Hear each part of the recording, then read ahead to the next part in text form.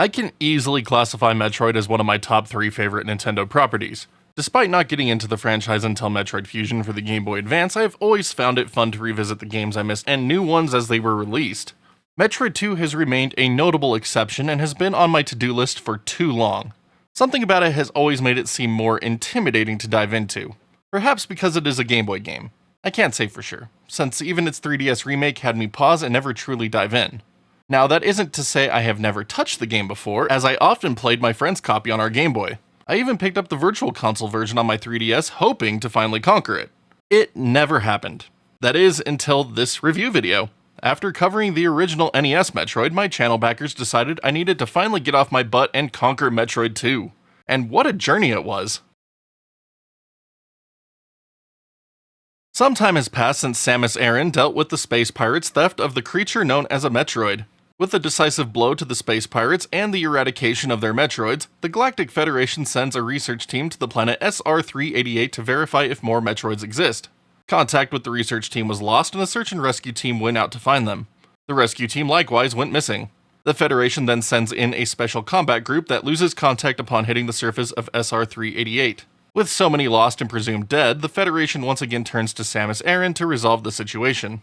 Samus has one objective: eliminate all Metroid life forms. Metroid 2 doesn't contain a single frame of story content within its playtime. All story content for the game is contained within the pages of its instruction booklet. This is common for games of the era, but the lack of even a single attract screen with a brief synopsis is unfortunate, since many players are not likely to track down the manual for context on what the point of the game is. I suspect those of you who care about playing Metroid 2 will do so, however.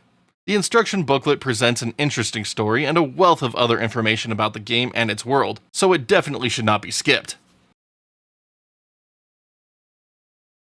Like its predecessor, Metroid 2 is an action platformer with a heavy emphasis on exploration. I have a not always factual belief that Game Boy games based on other console properties will be a smaller experience. For Metroid 2, this could not be further from the truth. The game expands upon the foundation of the NES original in every way, delivering a full-blown Metroid experience that could be argued to be the true blueprint the rest of the series has followed since. SR-388 is a much larger world than the Zebes contained within Metroid on NES. The map is broken up into multiple areas that players need to thoroughly explore for Metroids and various upgrades to help on their journey. The first couple of areas are fairly linear, but mid-game gets confusing with the routes you will need to take to progress. The last segments of the game return to a more linear style, but the large rooms you need to navigate with the added verticality still make it feel harder overall.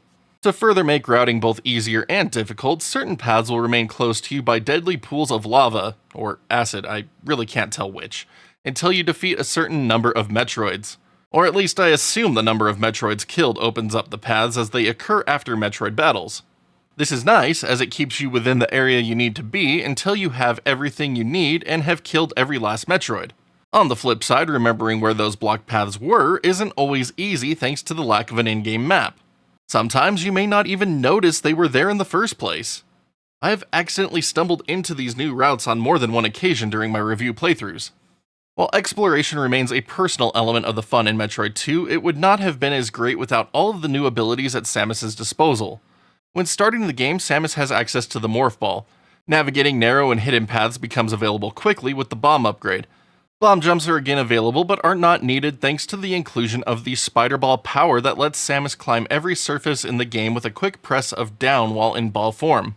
Later on, you gain the Spring Ball power-up that lets you jump while in Morph Ball form to reach higher ledges that you can then Spider Ball onto. Vertical exploration becomes even more accessible thanks to the return of the high jump boots and is accompanied by the first franchise appearance of the space jump, which essentially lets you fly with proper timing. Between these new upgrades and some bomb paths being more clearly marked, you can explore SR-388 with ease. Combat is an interesting point to discuss in Metroid 2, however. Being on the Game Boy, there are several limitations at play when it comes to the hardware. The first being that there are generally fewer enemies to deal with as you explore the world of SR-388. There are still some, but most can be easily avoided if desired. Instead, environmental obstacles play a bigger part in the threat of SR-388. Later rooms in the game are filled with spikes, and navigating them is treacherous. On an interesting note, Metroid 2 lets Samus jump again after taking damage, so sometimes hitting one of those spike traps can help you get where you want to be. The second is that once you move off screen, the enemies will stop moving. This can come in handy when dealing with Metroids, but will likely not play into dealing with standard enemies. If you insist on killing everything in sight, Samus has some quality of life improvements at her disposal if you are coming right from the NES game, such as being able to crouch and shoot enemies on the ground. You can also aim down while falling now to shoot things beneath you. Yes, it sounds silly to be excited about these features since they became franchise standards after Metroid II, but I've been playing a lot of Metroid on NES lately. Beams still don't stack like later games in the series, but the 3-shot Spazer and devastating Plasma Beam make their debut and further add to your arsenal. You can switch between beams at any time by collecting them again. The Screw Attack returns, and when combined with the Space Jump, make you a devastating killing machine against the normal enemies scattered around SR388. Missiles also play a huge role in your Metroid 2 journey, as they are the only way to open certain doors and effectively take down the Metroid threat. Numerous missile expansions are scattered around SR388 to give you a huge arsenal to work with, and you will need them. Each Metroid encounter throughout the game is essentially a boss fight. The Alpha Metroid you meet in the beginning will take around 5 missiles to defeat. As you progress, the higher tier Gamma Metroids take 10 to bring down. Even further into the game, Zeta and Omega Metroids will task you with lining up 20 or more missile hits before they succumb. And of course, the standard Metroids that litter the end area of the game need to be brought down with a combination of Ice Beam and missiles. Interestingly, there is one boss fight in Metroid 2 that isn't a typical Metroid, but that one is better dealt with using bombs. Each fight will essentially play out the same, with each Metroid variant trying to ram itself into you to deal major damage. As the Metroid forms progress, they add new attacks to their arsenal, with Gamma having an electric arc that spins out from them and Zeta and Omega launching fireballs. Thankfully, Samus starts with a full 99 energy life bar in this game, with an additional 5 energy tanks of health that can be gathered to extend her life further. The Varia suit also helps reduce incoming damage, making it an essential find for success. If you are ever running low on supplies, returning to Samus' ship you can find a full heal and missile recharge. There are other places around SR388 where you can find these restoration items, so always remember the last place you saw one if you are in a pinch. If you do happen to die, you will have to restart from your last save point and redo everything from your last save. I am so glad that Metroid 2 included a save system. While the few Zeta and Omega Metroids can be rough, they pale in comparison to the Queen Metroid, who is the game's final boss. She strikes at you with insane speed compared to the rest of the game's enemies and has a huge pool of health. Her mouth is her only weakness, and it can take a while to realize how to effectively take her down. Funny enough, the room this boss fight takes place in has a convenient retreat option for you to morph ball into, so you can go and heal and recharge on missiles if needed. Taking the Queen down feels amazing given how much more difficult she is, and the game lets you bask in it a bit since it doesn't have a timed escape sequence in the traditional sense. You still have to navigate back to your ship after the fight with, spoiler alert, a baby Metroid, but there is no rush in the journey. While I have enjoyed most aspects of Metroid 2, the audio work is not a high point of the franchise. The default beam and jump effects grow tiresome quickly, and the buzzer-type sound when you get hit is grating. At least the low health buzzer was drastically tuned down, so that's a plus. The Ice Beam and Screw Attack top my effects list. Music is okay for a Game Boy game, but nothing popped out as particularly memorable. The best part of the experience is when the music was more ambient noise than actual tunes, as it helped to make the exploration of SR388 feel more ominous. Sadly, I could play through the entire game without audio and not feel like I was missing out on much. Metroid 2 is great to look at as you play, despite being limited to 4 shades of green on an original Game Boy system. Samus gets her iconic Varia suit look that would become the franchise standard moving forward thanks to Game Boy palette limitations. Sprites and environments look great, and the level of detail is fantastic. The ruined Chozo statue under the Metroid Queen's lair is also exceptionally haunting. Backgrounds are still mostly non-existent, but when there are details, it looks great. Animations are smooth, and the entire game runs without a hitch. Even sprite limitations are kept to a minimum. Due to the size of the Game Boy screen, environments aren't as large per scene as other games in the franchise, and Samus takes up a considerable amount of screen real estate. It never caused issues for me during play, but it makes SR388 feel smaller as a result despite its larger map size. My biggest beef with Metroid 2 is just its lack of a map. It isn't as easy to make your own map with this game, and due to the way the game was made, sometimes navigation doesn't make the most sense. As I said earlier, I stumbled into where I needed to go a few too many times. Due to technical limitations, the world can also feel emptier at times compared to other Metroid titles. This can both hurt and help the overall atmosphere though. Thanks to another Game Boy limitation, the difficulty can also be cheesed regularly, making many Metroid fights a non-issue. The lack of any in-game context for what you are doing is also strange, but that comes from being a 1991 Game Boy game. Like other Metroid games, the replay value for Metroid II comes from trying to beat it under certain time goals. 9 hours, 5 hours, and 3 hours are the milestones for this game, making it far more manageable than the original NES game.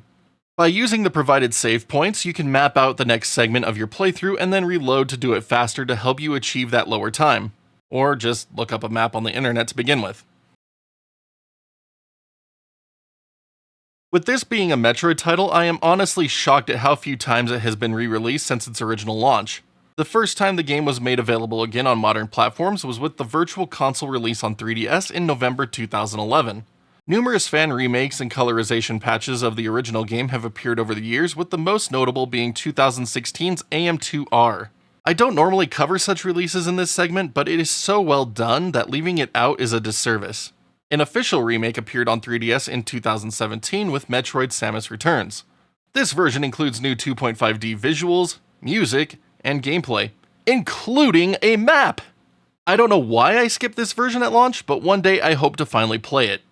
As of making this video, the easiest way to get access to the original version of Metroid 2 is through the Nintendo Switch Online Game Boy app. I enjoyed my playthrough of Metroid 2 as I worked on this review, and I am excited to say that I have finally beaten it. While it may not stand up there with my favorite Metroid title, it is an incredibly solid game and one that used its platform to its fullest. Many of the concepts introduced in Metroid 2 would later be used in all Metroid titles, making it incredibly important to understanding the origins of the franchise.